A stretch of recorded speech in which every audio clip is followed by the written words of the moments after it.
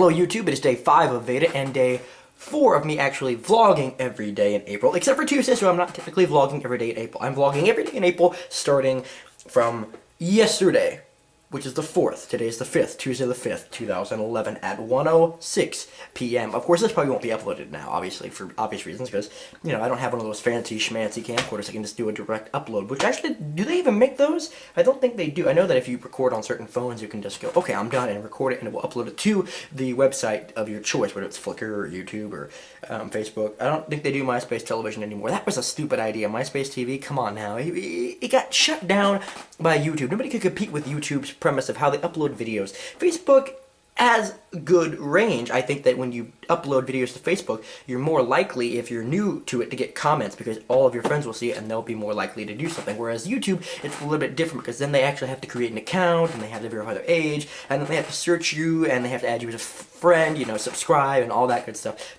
YouTube is just a little bit more complicated than Facebook videos, but it has a wider audience. Therefore, I think YouTube is better. What was I saying? I was going to say something about something else. Oh, as you can clearly tell, I am patriotic.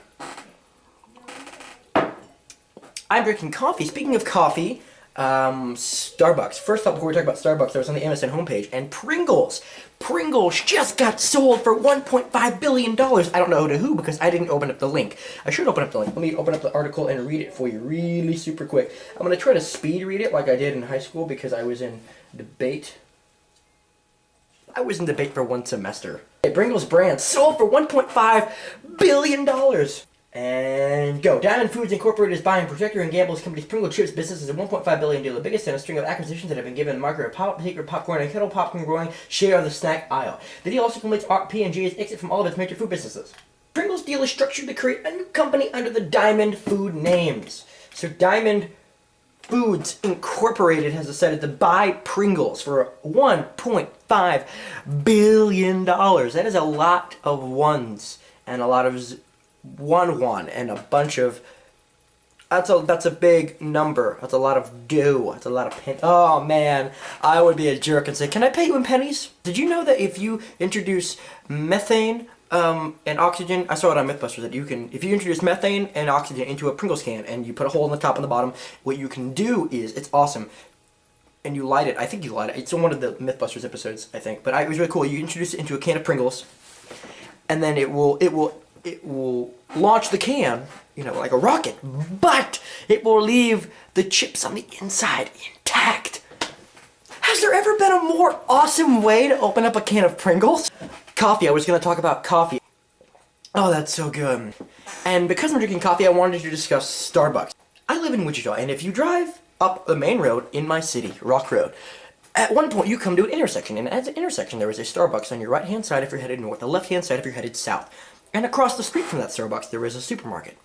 And inside the supermarket, if you're heading north or south, you can see a big sign that says, Starbucks coffee inside.